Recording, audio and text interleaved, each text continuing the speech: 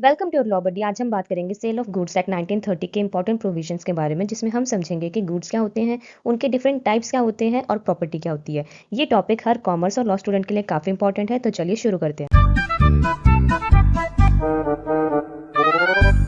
तो सबसे पहले हम बात करेंगे कि सेल सेल का मतलब क्या होता है। सेल का एक बेसिक मीनिंग होगा कि सेल एक तरीके की ट्रांजैक्शन होती है जो होती है बिटवीन टू और मोर पर्सन्स, यानी कि टू और मोर पार्टीज जो एक्सचेंज करती हैं गुड्स या सर्विसेज को for a certain amount of consideration. ठीक है। वहीं पे अगर हम बात करें गुड्स की, तो गुड्स गुड्स का मतलब होता है कोई भी एक मूवेबल गुड्स, मूवेबल प्रॉपर्टी। ठीक है। अब हमारे पास है सेल ऑफ गुड्स एक्ट का सेक्शन 2 सबसेक्शन 7। ये डिफाइन करता है गुड्स को। ये कहता है कि हर एक तरीके की movable property other than actionable claims and money, यानी कि हर तरीके की मूवेबल प्रॉपर्टी एक्शनेबल क्लेम्स और मनी को छोड़ के, जो कि इंक्लूड करती है स्टॉक। ठीक है। इसमें आगे गुड्स में शेयर्स या फिर growing crops on a land, grasses. ठीक है। या फिर वो सारी चीजें जो कि एक लैंड से जुड़ी हुई हैं या फिर उस स्पेसिफिक पार्ट ऑफ लैंड का एक पार्ट बन चुकी हैं, which are agreed to be served before sale और अंडर कॉन्ट्रैक्ट ऑफ सेल। ठीक है। तो यानी कि सेक्शन 2 सबसेक्शन 7 डिफाइन करता है कि every kind of movable property other than the actionable claims and money, which includes stock, shares, growing crops, grasses, and all the things that are attached to or forming the part of land which are agreed to be served before sale or under contract of sale। ठीक है। यानी कि उनके बारे में already agree हो चुके हैं बिफोर द सेल या फिर कॉन्ट्रैक्ट ऑफ सेल से पहले। अब हम बात करते हैं कि एक्शनेबल क्लेम्स का क्या मतलब होता है। एक्शनेबल क्लेम एक तरीके की डॉक्यूमेंट होती है जो कि कंसिस्ट करती है कि एक पार्टी के राइट्स क्या हैं और दूसरी पार्टी की ड्यूटीज क्या हैं। ठीक है। वेयर एज इसमें मनी को क्यों एक्सक्लूड करा गया है, क्योंकि मनी जो है, मनी एक गुड्स नहीं है, मनी एक एक्सचेंज करने का एक तरीका है। It's a mode of exchange. ठीक है। अब हम बात करते हैं कि गुड्स के टाइप्स क्या होते हैं।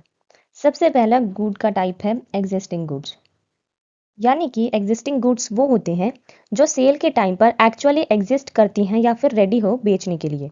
ठीक है। अब एग्जिस्टिंग गुड्स के अंडर आता है स्पेसिफिक गुड्स। स्पेसिफिक गुड्स वो गुड्स होते हैं जो कॉन्ट्रैक्ट बनाते वक्त आइडेंटिफाई और स्पेसिफाई की गई हो, जैसे कि मुझे वो ब्लू मारुति स्विफ्ट चाहिए जिसका नंबर DL10AB1234 हो। ठीक है। देन एग्जिस्टिंग गुड्स के अंडर ही एक सब कैटेगरी जो कि है जेनेरिक गुड्स। ये वो गुड्स होते हैं जो किसी डिस्क्रिप्शन या क्वालिटी के बेसिस पर डिफाइन की जाती हो, ना कि स्पेसिफिक आइडेंटिटी के बेसिस पर। जैसे कि मुझे 1 किलो बासमती राइस चाहिए। ये राइस जेनेरिक है, कोई स्पेसिफिक बैग नहीं बोला गया मैंने कि मेरे को जूट वाले बैग में जो बासमती राइस है वो वाले 1 किलो बासमती राइस चाहिए। ठीक है। ये जेनेरिक गुड्स हो गए। देन हम बात करते हैं फ्यूचर गुड्स के बारे में। फ्यूचर गुड्स वो गुड्स होते हैं जो अभी एग्जिस्ट नहीं करते लेकिन फ्यूचर में मैन्युफैक्चर या फिर प्रोड्यूस की जाएंगी, जैसे कि अगले महीने बनने वाली फैक्ट्री की 500 टी शर्ट्स। ठीक है। देन हमारे पास नेक्स्ट टाइप ऑफ गुड्स जो कि है कंटिजेंट गुड्स। इसमें वो गुड्स आते हैं जिसकी एग्जिस्टेंस किसी फ्यूचर कंडीशन पर डिपेंड करती है, जो हो भी सकती है और नहीं भी हो सकती। ठीक है। फॉर एग्जाम्पल, अगर क्रॉप बारिश के बाद अच्छी हुई तो उसमें से 1 किलो वीट बचेगा तो वो बेच देंगे। अब यहाँ क्रॉप होने ना होने पर डिपेंड करता है। ठीक है। देन हम बात करते हैं सेक्शन 2 सब सेक्शन 4 के बारे में। ये कहता है कि document of title to goods, यानी कि ये वो लीगल डॉक्यूमेंट्स होते हैं जो प्रूफ देते हैं कि कोई इंसान गुड्स का ओनर है या उसके पास उनका पोजेशन, उनके कंट्रोल का राइट है या नहीं है। अब इसमें क्या क्या इंक्लूड होगा, इसमें इंक्लूड होगा bill of lading, dock warrant, warehouse keeper certificate, wharfinger certificate, railway receipt, warrant, order for delivery या फिर कोई भी ऐसा डॉक्यूमेंट जो ऑर्डिनरी बिजनेस में डिलीवरी या ओनरशिप प्रूव करता हो। अब इसका पर्पज क्या है। इसका पर्पस है कि ये डॉक्यूमेंट्स गुड्स के पोजेशन या फिर कंट्रोल दिखाते हैं और उन्हें एंडोर्स या डिलीवर करके ट्रांसफर किया जा सकता है। देन हम बात करते हैं सेक्शन 2 सबसेक्शन 11 के बारे में, जो बात करता है प्रॉपर्टी की। ये कहता है कि प्रॉपर्टी का मतलब होता है ओनरशिप इन द गुड्स। ठीक है।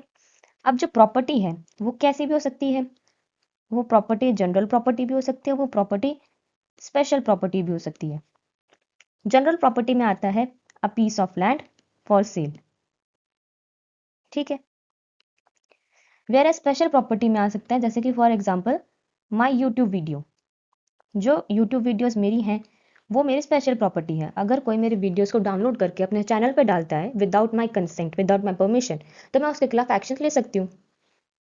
अगर आपको वीडियो पसंद आई तो वीडियो को लाइक करें, शेयर करें और चैनल को सब्सक्राइब करें। Thank you.